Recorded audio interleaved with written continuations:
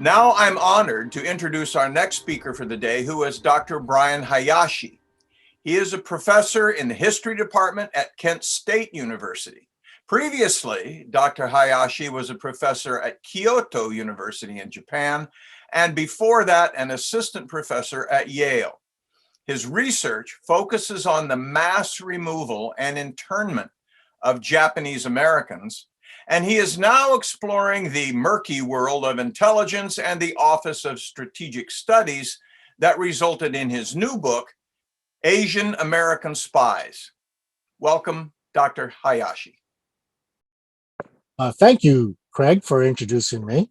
I want to make it clear that it really is an honor and a privilege to speak to the National Museum of the Pacific War. It's a first for me. I have been writing quite a bit about World War II, and this is the first time I'm able to have this opportunity. And I thank you for providing that opportunity for me. Just very quickly, by way of introduction, let me introduce how I view history, because I think that's important.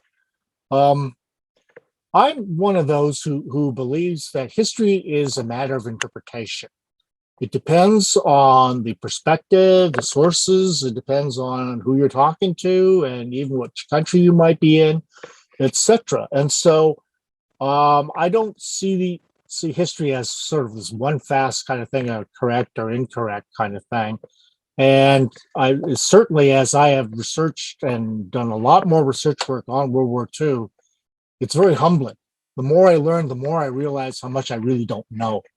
And so you'll find me, when in the Q&A, someone who's very, very open to hearing different perspectives, even critical comments, etc., because that's just how I view the subject. It's really a huge topic, and one in which no one person has the corner on the truth. So feel free to ask me questions or make critical comments. That's all in line with what I think is quite appropriate. Now, with that in mind, let me just explain briefly. You know, I do a lot of stuff on World War II, particularly the book I wrote that got me a lot of critical acclaim was the mass removal and internment of Japanese Americans during World War II. I subsequently have written more related to that, such as the Japanese Americans in Hawaii and the relationship to espionage and the Pearl Harbor attack. And so you can read some of those kinds of things as well. And of course, my most recent book on Asian American spies, which has now come out on Oxford University Press. So with that in mind, so that way you know a little bit about who I am, and from Craig's introduction, let me just explain briefly what I am saying in this lecture. And it is this. Looking at the OSS, the Office of Strategic Services, the forerunner to the CIA, was established in 1940. And you compare that group with the British Special Operations Executive, and when you compare the two, you can see how, from my perspective at least, the Americans were much better at handling the issues of race, of deployment of Asian Americans, far more than the British were able to do. And so that's what my sort of main point is for this particular lecture. Okay. For those of you who are not familiar with the OSS, the Office of Strategic Services, I thought I should just give you a little bit of a background. In 1939, then President Franklin Delano Roosevelt pulled together the Army, the Navy, the FBI, among a few others, and defined the jurisdictional boundaries for each of these groups, realizing that, you know, you can't have the Army and the Navy and the FBI tap onto the same informant, and, you know, the person will collect like triple pegs. See, so it didn't make a whole lot of sense. There needed to be some level of coordination, not to mention you needed to have a diversity of sources. But in order to do that, you needed to coordinate intelligence, or in reality, you need to centralize the intelligence. And so President Roosevelt then understood, hey, I need to get this thing straightened out, squared away, and run properly. But then who are you going to tap onto? Well, J. Edgar Hoover, the director of the FBI, wanted to control everything. He wanted to be Mr. X. But President Roosevelt decided against that, fortunately. And then he pulled in, just to show that he wasn't playing any favorites, he pulled in Bill Donovan, a potential Republican Party presidential candidate, Medal of Honor winner. And when he brought him in, it became very clear that with Donovan's background as a World War I decorated hero, he had enough of the credentials, so to speak, to at least get the Army and the Navy to listen, or at least that's what President Roosevelt had hoped. And so Donovan was brought in to organize the what was then called the Office of Coordinator of Information. And then, of course, they changed the title to the Office of Strategic Services. So in 1941, he starts off, pulls things together, and then in 1942, Donovan moves the organization under the Army in the War Department, and then becomes the Office of Strategic Services. So once he has that established, then his next goal is to try to prove to these different organizations the need for centralized intelligence. Now, up to that point, many of the Army, for example, really did not want to share any sort of intelligence with these civilian amateurs, and so they weren't going to do that. The Navy was a little bit more willing to do that. So nevertheless, Donovan had to face an uphill battle. How is he going to prove that his organization is worthy of funding and worthy, in fact, of their support, as well as centralizing or getting their intelligence? Well, Donovan then decided the only real area that was open to him, and he was going to try all these other theater of operations, but the only real theater of operations that was open to him was the China theater, the China, Burma, India, the CBI theater. And so he goes in there with the aim that he was going to get intelligence on Japan that was going to far exceed what the Army and the Navy had. And so with that in mind, he wanted to actually penetrate Japan. And so that when MacArthur became the person who was going to occupy Japan, and that happened after President Harry Truman took over and decided the Army would occupy Japan, then what Donovan wanted to do was to say, well, I'm going to get into Japan before Douglas MacArthur gets there. And then when the American forces reached Japan, the OSS officers would then just sort of hand over things to MacArthur and say, here's Japan, courtesy of Bill Donovan. And so they really wanted to, Donovan wanted to really rub it in Douglas MacArthur's face, because MacArthur was so uncooperative with him, wouldn't allow him into the Pacific, Southwest Pacific Theater of Operations. So it became this sort of competition. But at any rate, that was how the OSS was formed. The Office of Strategic Services, people made jokes about it. Oh, so secret was what OSS really stood for. Even the German intelligence groups made fun of the OSS, said, oh, they're in that building that had all those monkeys, and so, they made a lot of fun of the OSS. So the OSS had something to prove, and if they were going to prove anything, it was going to be in Asia. But to operate in Asia, you need to have people with the right racial uniform. How else are you going to operate behind enemy lines if you're, blonde hair, blue eyes? I mean, that's going to be pretty hard to do in Asia. And Donovan actually tried to get an intelligence officer who was a Canadian to actually carry out some of his intelligence activities. But Donovan got burned by that particular individual. You can read about him in my book. But at any rate, what the OSS then does is it shifts to recruiting Asian Americans. And in the American case, or especially the OSS case, they had a relatively easy time compared to the British. And I'll explain that in a minute. Why was it so easy? Well, for the office of the OSS, they could recruit Chinese Americans because there was a large number of them in Hawaii, even more in San Francisco, California, and then, of course, also in New York, Chinatown. So there are these concentrations of which they could recruit Chinese Americans. But there were two problems with it. With the recruitment, didn't stop them, but it certainly raised these kinds of issues. And the problem was this: one was language.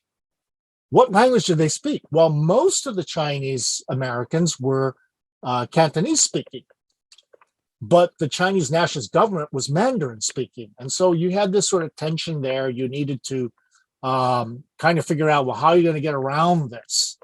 And so that was one issue. And of course, the other issue was the Chinese nationalist government actually had its own spies within the United States, and even someone clearly in Washington, D.C., who fed the Chinese nationalist government all kinds of information about the latest American weaponry, technology, and so on and so forth. So a little bit of a problem, but still, there were enough people that you could recruit, and some who knew Mandarin, and others who, especially in the southern China areas, a region, that spoke Cantonese as their first language or second language. So they had enough of those kinds of people available to them. Korean Americans, they were probably the easiest to recruit because Syngman Rhee, who was the president of the Korean Provisional Government, and there was some dispute as to whether he really was or not, but what happened in this particular instance was Syngman Rhee had actually volunteered and pulled people out and literally handed them right over to Bill Donovan for his Korean American recruits. And then the third, of course, were Japanese Americans.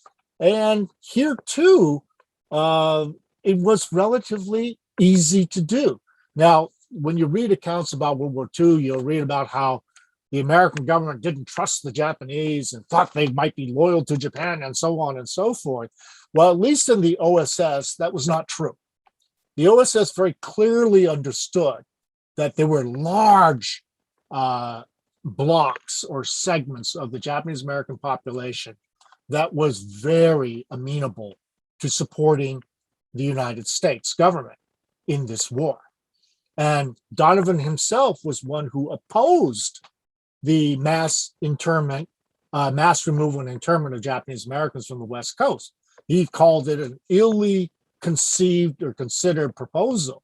I mean, he was very, very clear about where he stood on that issue. And so here you have a director who is is a racial liberal, basically. And so it's no surprise that he pulls in racial liberals like Daniel Buchanan, who goes right into the concentration camps, or the camps that Japanese Americans, for example, were set. And he says, man, I'm here to recruit. And then he also sends them into the actual training camp for the 442nd 100th Battalion. Now, that is the group in Camp Shelby. That's the group that was training to fight in the European, well, actually the North African theater, and then into Italy, where they became, one of the very, very decorated units. And this is all Japanese Americans. Well, his recruiters also went into Camp Shelby and recruited people and got a number of them that they felt were qualified to serve in the OSS. So recruitment really was not a problem for the OSS, for the Americans, unlike what the British are going to experience, and I'll explain that in a minute. Now, what takes place then is we find that if you look at very carefully, and now to do this sort of comparative perspective, you have the special operations for the OSS on this side, and then you have special operations executive for the British on this side. This way we're comparing more apples rather than apples and oranges. And so what do we see? Well, in the special operations, which was then the first group that was established, was called Detachment 101. Why 101? Well, because they wanted to fool the Japanese and the Germans into thinking that they had a bunch of the detachments in the OSS when they really only had one. And it started off with a customs officer by the name of Carl Eifler, who was also in the Army Reserve. And he was serving first in Southern California, and then he went to Hawaii, Honolulu, where he was on very good terms, oddly enough, with the Japanese consul general there in Honolulu, who really sort of fooled him into thinking that, they were on good terms. And meanwhile, the Japanese consul general slipping, his intelligence reports on Pearl Harbor right in those diplomatic pouches, going right past Karl Eifler. Well, what Eifler then does is he's called in and to form this detachment 101, in which he's going to strike behind enemy lines, behind Japanese lines, and engage or conduct guerrilla warfare. The initial idea was he was going to be operating in the China, Northeast China, Korea border area. And so he recruited his team with that in mind. And so when he started recruiting people, who did he get? He got one of his first recruits. He got his two executive officers, and then he got number 3 as his most important officer, a Chinese American by the name of Archie Chung-ming, who got his medical degree in Chicago. So he's a well-educated man, spoke Cantonese fluently, and was a medical officer. So he became the chief medical officer for Detachment 101. And then he pulled in actually someone that he interviewed by the name of Suk-yong Chang, who was a Korean student in the Montana area, who had studied mining and was interested in gold mining, because he came from a very wealthy family in Korea. And so he was studying that.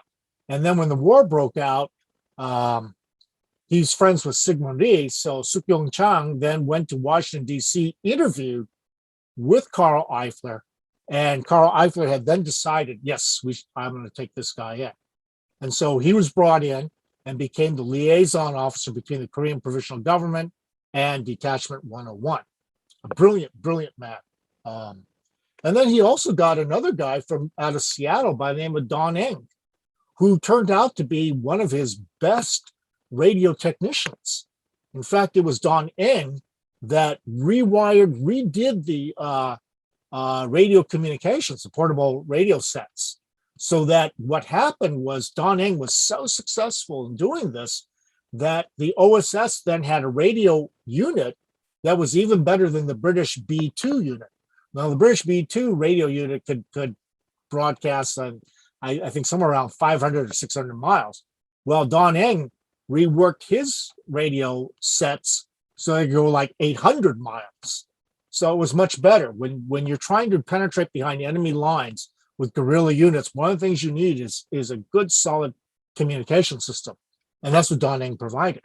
And so when you look at what happens and why was Detachment 101 so successful, it had a lot to do with Don Eng developing that radio set that allowed Detachment 101 to penetrate far behind enemy lines with those units. Once they got aerial support, that is to say, they got airplanes that could fly them in.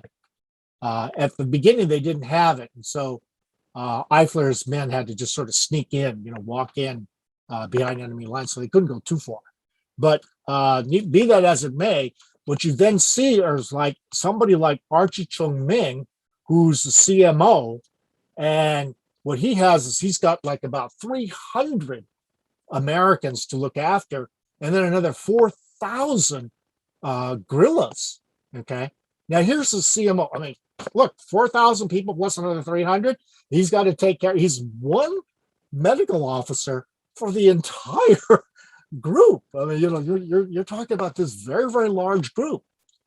And what does Archie Chung-ming do? Well, he sits there, he listens to these people, talks to this, especially the guerrillas, okay?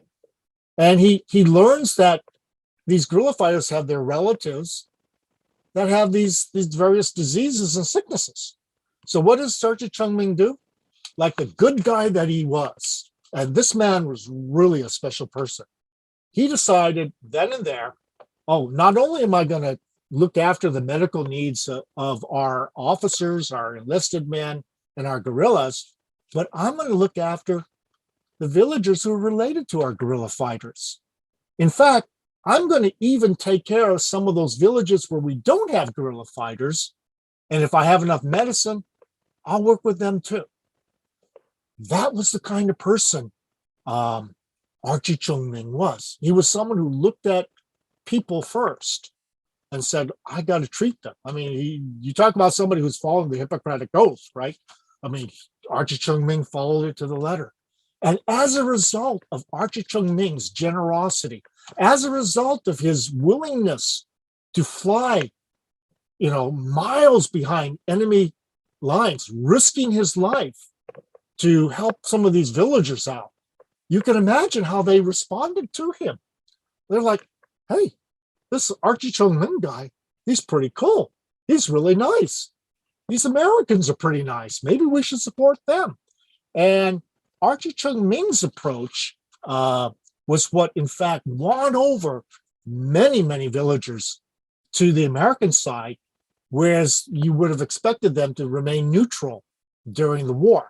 And that support, that local support, was critical for keeping the guerrilla fighters that were working with the Americans on their side. Because you will notice, if on the Japanese side, they had hardly any guerrilla fighters on their side. It was the fact that the Detachment 101 was so successful in recruiting people, in treating them well, that's what made it easier for the Americans to operate in this regard. So there's Archie Chung-ming. The second person I want to talk about briefly is Corporal Fumio Kido. And he would always say, well, I was just in the right place and the right time. And let me explain what he meant by that. Fumio Kido was one of those that was recruited by Daniel Buchanan, who went to Camp Shelby. Now, Kido was a volunteer. He was going to go into the 442nd. And that meant, he didn't know it at the time, but that meant his likelihood of surviving was going to be pretty low, okay? Because those first group of 442nd Japanese American soldiers, a lot of them got killed or wounded in those early campaigns. Well, Fumio Kido goes there. He joins this group, and he's a small guy, a real short guy, like about 5 feet 4 inches tall. He's really, really short, And he goes off, and he just like, oh, I'm lucky. I made it into the 442nd. Okay, let's do what? So he's there training, and he's like, oh my God, I hate these long marches. That pack is so heavy. The rifle is heavy enough. I really don't want to go on this hike today. And then Daniel Buchanan comes in and says, hey, anybody who wants to volunteer for a mission that's probably going to result in your death, come see me. And Kido's looking at this and like, a mission that might mean my death, or very possibly, or do I get out of this hike? Which one do I choose? Get out of the hike. And so he goes and he picks this interview with Daniel Buchanan, and Buchanan picks him. So there he is, and he's picked up, he's joining the OSS on a mission more dangerous than where he's risking his life very seriously. And what does Fumio Kido do? He winds up in Burma, Myanmar, in this outskirt station. And what is he doing? Well, the guerrilla fighters rarely would accept Japanese soldiers surrendering. They would just literally kill them, okay, and cut off their ears, and so they would string it up. And so, Kido really had nobody to interview as far as prisoners of war. So there he was spending his whole day running this museum, showing people new soldiers into the area about the Japanese weaponry, and that was it. So Kido just said, hey, look, I was fortunate. I was in the right place at the right time.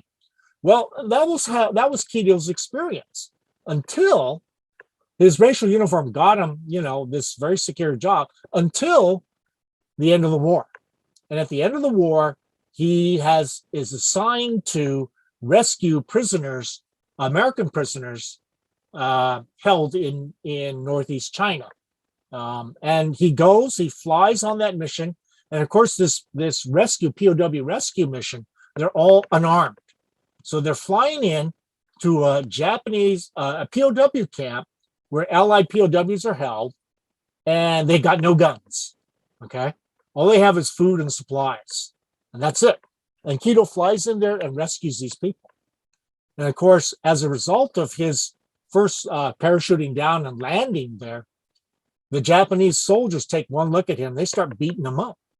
Say, "You're Japanese. Why are you in an American uniform?" And, so the racial uniform worked to his disadvantage at that point. But then eventually it works out. He's able to secure all the Allied prisoners and gets them out. And then the Russians sweep right in. The forces sweep right in. And so those are like just two good examples, I think, of where you have Asian Americans recruited, and it really does work out. Their service is invaluable to the OSS, and it works out quite well. Now, contrast that with the SOE.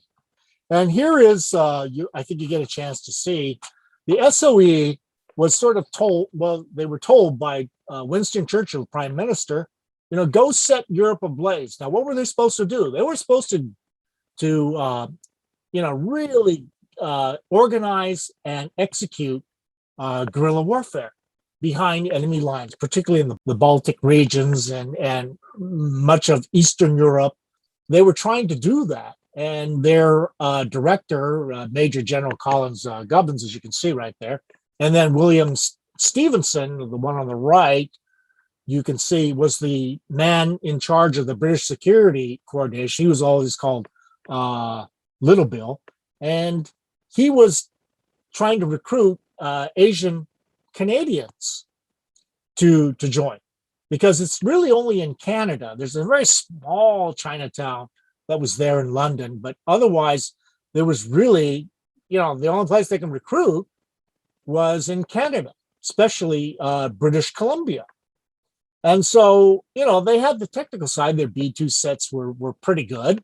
But where were they going to get Chinese, Japanese, and Koreans? Okay. So they looked into this. One day they tried to get Koreans because they thought they could operate in Korea. So they look around, let's try to find a good Korean agent. Who do they find? One Korean woman, and you can see the quote there on the bottom.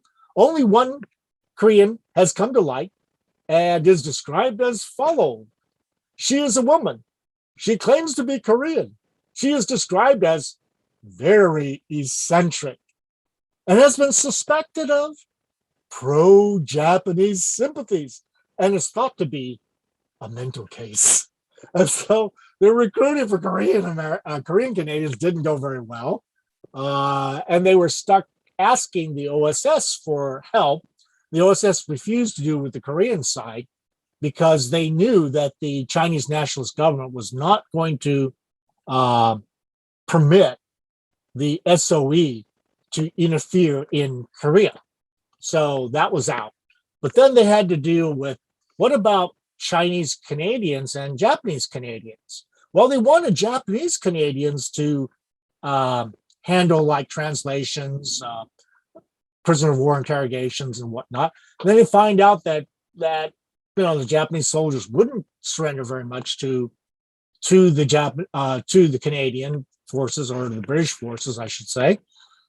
And so, they were stuck there. Like, what are we going to do? We can get some Japanese Canadians, but then there's one other problem. The question would be, one is, were they good enough in the Japanese language? Well, the only ones that they could get that were willing to join the SOE was, of course, the ones who were living way to the east, and they were very much what you would consider to be assimilated types. So they didn't speak Japanese very well, if any at all. Okay, so the ones that were the Japanese fluent in Japanese were in British Columbia over on the West Coast. But to get them, the British, the SOE had to promise that they would get citizenship rights in Canada. Canadian government wasn't going to do that.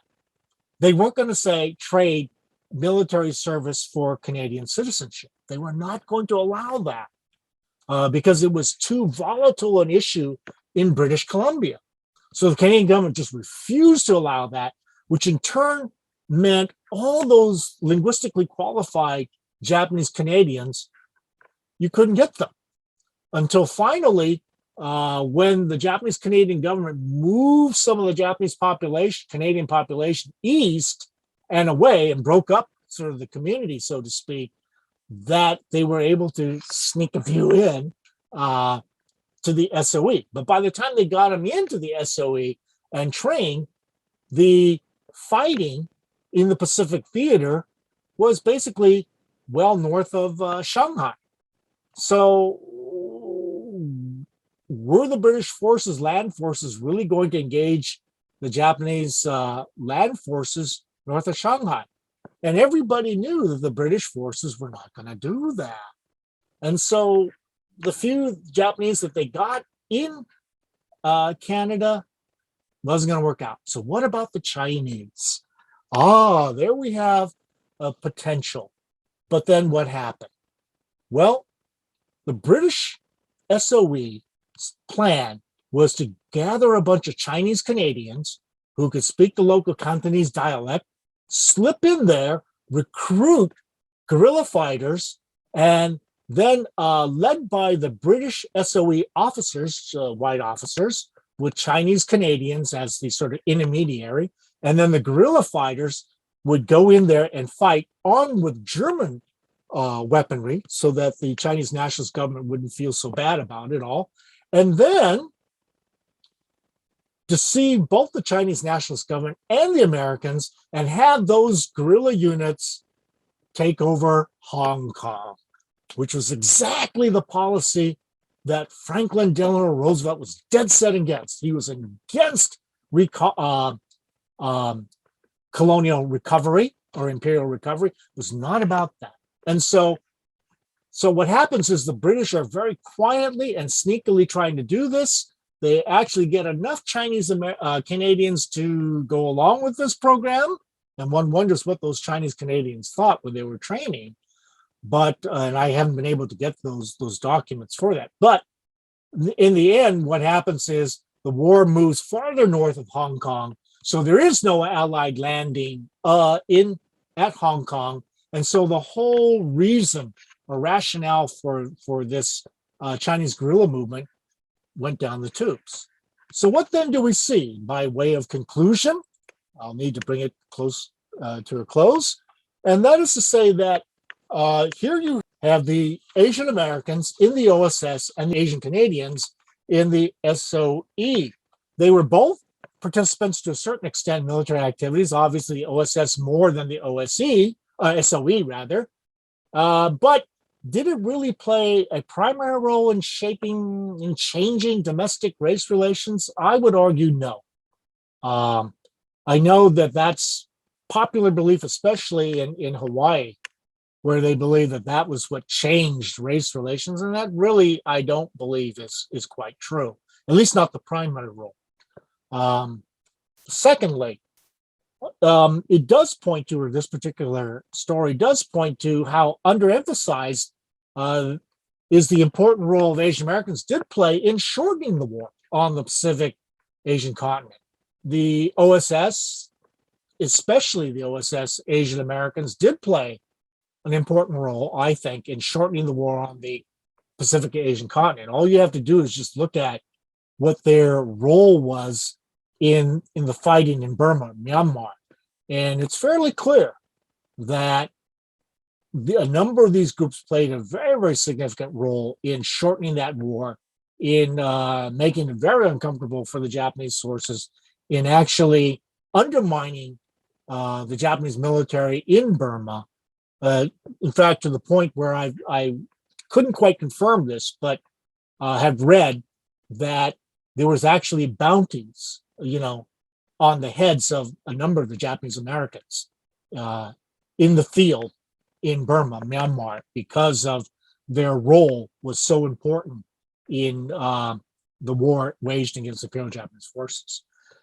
But I will also say that what's important to also keep in mind is that the Japanese were, or rather the Asian Americans were, I think, important in changing at least some of the perceptions that North Americans had towards East Asians. Certainly, the Japanese Canadians and even the Chinese Canadians, I think, pushed their local government and as well as the national government in Canada to really sort of deal with this issue for the first time about what about citizenship for these people, for Asian Canadians. And so I think that in and of itself raised that issue that the Canadian government could not just sweep it under the rug. And for the OSS Asian Americans, they could not, I don't think, could not really affect any sort of changes, at least at the federal government level. Why? Because all of them were kept under the oath of office, which is they were never to speak about their experiences. And that did not change until 1996, when the US Congress passed legislation to allow them to talk. So when they were unable to talk, they couldn't say anything. So I don't think they had much of an impact, at least in terms of changing a lot of those things. However, the OSS Asian Americans were able to, I think, shift the perceptions of especially of the military towards Asian Americans. And you can see that in terms of like the counterintelligence corps, which the Army quickly snapped up a bunch of Asian Americans and put them right into their intelligence network systems, monitoring China, monitoring Japan, monitoring much of Asia. And then when the wars that broke out both in Korea and Vietnam, who did the Army, who did the Air Force, and who did even like the Navy and the Marine Corps, less so with the Marine Corps, but who did they turn to? They turned to people like Archie Chung-Ming and said, now you won over these local populations. How did you do it? And so he actually advised the American military on how to win over the local population. And then a number of others were, of course, in that intelligence world already. And like one person that I'm studying right now who wasn't in the OSS, he clearly influenced how the American government was going to deal in Asia. And so it's obvious, at least to me, that this kind of impact did take place. So in the end, then, I look at the difference between the OSS and the SOE, and I think there's a very clear difference. The OSS probably had greater impact, but one should not minimize what the SOE Asian Canadians actually did accomplish. They at least raised that question. What was the Canadian government going to do with their citizenship? And with that, I think I will end because it's just under 40 minutes. Thank you. You've been a very patient audience. Thank you for listening. Thank you, Brian, for that very enthusiastic talk about a subject I suspect many Americans don't know a lot about. First of all, Brian, I mean, this is slightly off your specific topic, but I'm curious about the origins of the OSS. There's a lot of talk about this was Wild Bill Donovan's idea that he took to FDR, or that it was FDR's idea that he suggested to Wild Bill Donovan. Can you tell us much about the origins of the OSS as an institution, as an organization in World War II? Yeah, that is a question that's been debated, and I think even like CIA historian Thomas Troy delves into that sort of realm, and I think without really a lot more documentation, I think it's going to be pretty hard to determine which way it was. But certainly on FDR's side, he saw the need for a centralized intelligence agency, and then on the other side, especially the Navy, I think the Navy was much more attuned to the fact that they needed centralized intelligence because they were not quite confident of, say, for example, the Army having all that intelligence. And at the time, the person that ran it, George Strong, was someone who really, really tried to, control everything. And so his nickname was called King George. I mean, that's who he was identified as. And so it was kind of a hard thing, where everybody at one level is saying, hey, look, this is really messed up. So who's going to control this? And so J. Edgar Hoover wanted to be the Mr. X. He wanted to be the one to control it all. So he saw the need too. So it seems like there are all these different groups that came to the same conclusion at the same time, that we really need to have something put together. And then Donovan largely picked for, I think, basically political reasons, because he wanted, FDR wanted a Republican in place, so that to sort of show this is not about partisanship. This is all about trying to get, the story straight and our understanding of what's going on in the world straight. And so I think that's the reason why Donovan was picked. Donovan himself, I can point out, at least after he took the task on, he clearly believed in a centralized intelligence, and he pushed that all the way through the war. And at the end of the war, he did exactly the same thing.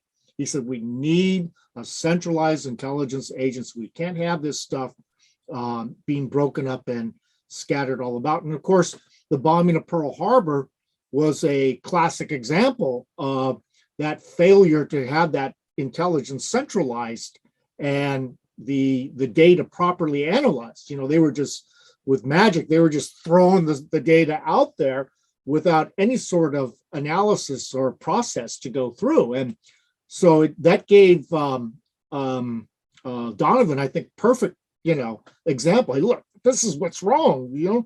I didn't have this data. You didn't, the president had this data, all these people. You've got to have this thing squared away. And so I think that really, it all sort of came together. Now, whether it was Donovan or FDR pushed it forward, one or the other, first and foremost, it's pretty hard to say, I think, at this point. But I wouldn't be surprised if FDR, why did he choose Donovan? Obviously as a Republican, but I think there's another reason. Donovan's Irish American. And I used to read all these stories about, wow, Donovan was so pro-British and blah, blah, blah. And he doesn't behave that way. He's anti-colonial. When the Japanese took over Singapore, what happened? Look, this is what you get, man. Slaves don't fight, and so he was very, very clear with that. And then what does he do? He slips women into his female agents into India to keep tabs on British colonialism. So, so I don't think it's quite, so it's probably both, but I just don't know. Yeah, I think you're right. I think there are many fathers here. There are also many agendas, I think, involved here. You talk about intelligence, and that's clearly at the core of what's going on here, but there's also some notion that the OSS and the SOE certainly are also going to be involved in special ops, supporting guerrilla warfare, these pinprick assaults from the outside, that in addition to a intelligence gathering and an intelligence centralizing institution, it's also one for, I don't know, what maybe a later generation would call dirty tricks, a way to sneak up and poke people where they don't expect it. Was there a strong sense that the OSS and the SOE were primarily intelligence agencies, or were they special operations agencies? Right. I think the OSS was both. So they wanted both intelligence gathering, but they also wanted special operations. That's where the early years of the CIA picked up that special operations side that Allen Dulles pushed forward, and I think gets the CIA in all kinds of trouble.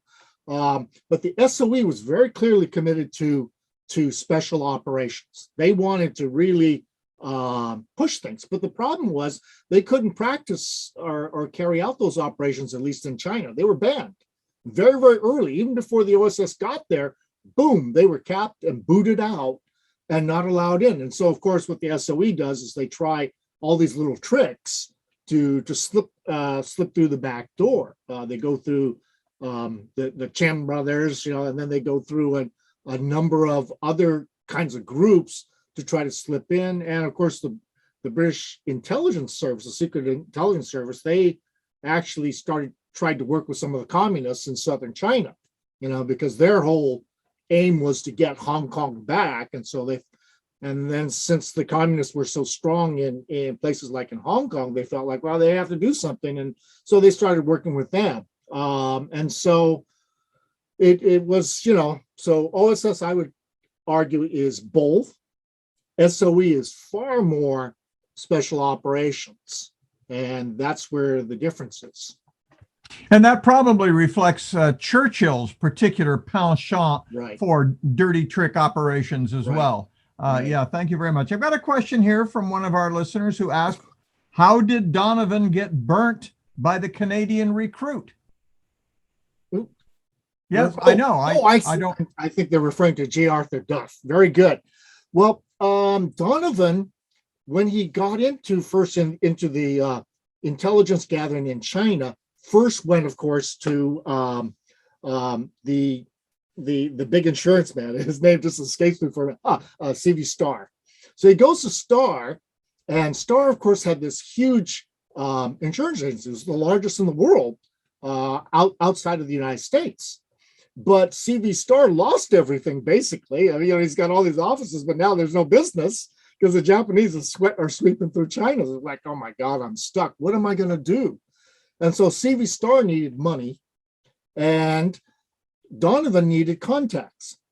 Donovan knew that CV Starr, and with all his newspaper organizations and insurance agents, he could probably collect a lot of data. After all, where was Donovan getting some of his intelligence information data from on Europe? It was through the insurance agencies, because they had all these records about, what this ship was, what this building was, where the weaknesses were. So they had everything, right? So he goes, all right, I'm going to go to CV Starr and I'm going to cut a deal with him. So CV Starr says, yeah, you want to have a deal with me, and I'll be your main man for getting intelligence. Well, you got any proof that you're really good? J. Arthur Duff, the Canadian missionary, comes out of a missionary family, was working for CV Starr in selling cars in China. Well, J. Arthur Duff was actually stuck in Hong Kong at the time when the Japanese started sweeping in. So he had to figure out a way to get out of there. And being fluent in the Chinese dialects, he was able to slip out and get away. And then at the same time, he actually connected up with with one region in which there were many Chinese Americans had families there. So he gathered up all these letters, So he made, he really sort of played that connection really, really well. Then he comes out of China, and CV Starr just goes, let me show you my top agent, J. Arthur Duff, right? And Duff goes, yeah, I was there in China. I was walking all around. Donald's like, how did you walk around without the correct racial uniform? Well, I could speak these different dialects. I know how to work in China. And Donovan's going like, oh my God, I got to grab this guy. So Donovan pulls all this money out of that unvouchered funding and throws it into CV Starr. CV Starr is happy, man, I'm saved, And so he moves his office in New York City. He's sitting fat and pretty, and he's got J. Arthur Duff to gather all that information. But what CV Starr and Donovan didn't know was J. Arthur Duff was also working for the British intelligence. I went to the Kew, the National Archives in London, to look for the evidence, but the British Secret Intelligence Service's records are all scattered all over. So it's very, very difficult to determine. I wanted that confirmation. I felt pretty sure he was, because what happens then is when J. Arthur Duff realizes that the Americans were going to take Hong Kong as part of an invasion in southern China, he was just furious. He was like, they're going to keep out the SOE. They're going to keep out the British. That's not right. And so he runs over to the British side, runs over to the British side, and Donovan's like, oh my God, I got, betrayed. And there is a lot of rivalry, not only in terms of post-war expectations, the restoration of the British Empire east of Suez, and of course the American determination that these should all now become independent countries. But was there also an institutional rival between the OSS and the SOE? Did they compete with one another for assets? I would say yes. They were trying to, like a classic example of this is, well, all these civilian prisoners that were housed in one of those prison camps in Hong Kong. The SOE was constantly going through there using the British Army aid group. And so they were constantly going in there, and then they were coming out with supposedly intelligence information. Well, the OSS was also in there as well. Mhm. The OSS just said, hey, I don't think the information they're getting is very good. Number one, they're prisoners. They've been too long. They haven't seen too much. Then number two, the most important thing is the Japanese already know that the SOE is doing this. Yeah. So they're just letting them do this sort of stuff and fooling themselves. And so that's one instance where they do overlap. But in other instances, the SOE was very clearly trying to set up their own operations. But the problem with the SOE was funding. Yeah. So they had to figure out a way, how are they going to fund it? So what did they do? Drugs. And that's the great... Like the old Opium Wars. Yeah, exactly. And even the British scholars fully admit this now with Operation Remorse and some of the other things. Like they were bringing the drug stuff back in. Whereas the OSS was trying to bring in a sort of trade company kind of thing. And they get some of these Chinese trade companies like, okay, we'll give you salt, for example, right? In exchange for, we want you to deliver these torpedoes to the secret base, because they were actually trying to set up a base in southern China to go after Japanese shipping. Okay. And so there was this, so you can kind of see it. I mean, that's not to say the Americans didn't have their hands, completely clean, because they weren't. They would actually body snatch locals, and that was not a good thing. And they didn't do too much of that, but they did enough of that so that you can't say the Americans' hands are completely clean. And then Carl Eifler blatantly said flat out, he said, hey, if you see a village there in Myanmar or Burma and they're not going to cooperate with us, I'll just call in the bombers and we'll just flatten that whole village. So I mean, this is just not. So the Americans not completely clean, but but they didn't have the funding problems that the British had, and so the British had to resort to things like drugs heavily, and currency manipulations and things like that really wrecked the Chinese economy. Well, let me ask you about Archie Chun-Ming. He's a very interesting character, of course, and I have a couple of questions here. One comes from our audience, but let me start by asking, was his philosophy, I'll call it, of treating everyone, being merciful, a deliberate hearts and minds policy adopted by the Americans or the Allies, or was that simply him being the person that he was? That, I think, was him. But once the OSS realized this works, right? Yeah. I think that's when they went towards that. But it was just Archie Chung-Ming was, as near as I can tell, was that kind of person. I tried to get a lot of his personal records, but I couldn't quite get the family to cooperate. But But here's a follow-up question from one of our listeners. He says, well, why, in that case, isn't he or any of these other volunteers better known than they are? I mean, we talked about Dory Miller or Ira Hayes, who are representative of the contributions made by minority groups. Why is there no commensurate popularity understanding of his contributions? I think in large part because that rule, that oath of office, that you cannot speak about any of this stuff, really silenced the Asian Americans. They took that oath very seriously. I noticed things like Betty McDonald, for example. Right after the war, she's talking about these kinds of things. And she claims, at least in her book, that she was a Muslim. Well, probably because she was married to, very high up people in the OSS, that she was able to get away with those kinds of things. But the other Asian Americans, you could see it. They were not going to talk about these kinds of things. Yeah. If and when they did, they fictionalized names. And so it's very, very difficult to figure out who's who, so.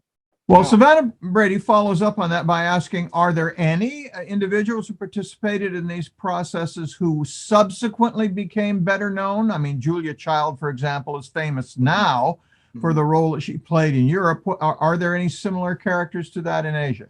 There really hasn't. The Khan family, like Lincoln Khan, the character that I wrote about, is from a very, very wealthy family. So the Khan family is well known, but his espionage activities were never known. I went to one Chinese university in Shanghai, and I met the historian there. We were having dinner together, and I started telling him about a little bit about what I was doing. He goes, "Oh, that's very interesting." He goes, "Well, we have the Khan Museum over there." I said, "Yes, I know. I already went there." And he goes, "But wait a minute, you're doing stuff on spies. Why are you going there?" I said, "Because the son was a spy." And he was floored. He couldn't believe it. It was like, Yeah. you're kidding, because the Khan family, everybody knows. You go down to Guangzhou area, and there's a whole nother museum devoted to the Khan family. Okay. And so then I started telling him, I said, "Oh, CV Star." He goes, and his eyeballs just bugged out. He goes, "CV Star, that building over there. Yeah, I saw it. The huge business building that everybody's moving in and out of." I said, "Yeah, I saw that. That's devoted to CV Star." And did you know? And guess what? CV Star was head of these of certain portion of that intelligence gathering. Wasn't very successful at it, but he tried to do that. And then he wanted to become America's first ambassador to the People's Republic of China. He was like, "Oh my God!" So there were these kinds of connections to it, but Right. none of the Asian Americans have ever been put up to the front and just say, "Hey, look, we really need this." And I was hoping Until at least now. Lincoln Until Khan. now, Yeah, Brian. yeah. So I'm hoping maybe Lincoln Khan, who will be the Chinese American James Bond, because his life fits that. I'm hoping that he would be picked up, say, maybe even made a movie or something about it. But yeah, that would be nice. Okay, last question here. Was there competition within the United States, maybe Britain too, but I only know a little about the United States, between the OSS and seeking to find these Asian Americans of whatever particular ancestry and what are colloquially known as the Boulder Boys, that is, those who had Chinese language expertise and were used primarily as code breakers back in the States? Here are two organizations seeking the same kinds of expertise. Did they compete one with another for those limited number of folks? Yes, there was this level of competition, not only with the Boulder program, but with OWI, for example. The Office of War Information wanted all these Asian Americans. And then when the OSS was kept trying to get all of the so many of the leftists, like especially among Japanese Americans, they wanted these leftists because they knew one thing: you never have to worry about them because they're so committed to the communist cause. They're not going to betray you. So, well, the one thing I'm going to remember from this discussion is the vision of Chinese Canadians with German weapons fighting Japanese on the Asian mainland. Yeah. Brian, thank you so much for your presentation and your answers to these questions. You've been very entertaining. Thank you so much. You've been a very patient audience.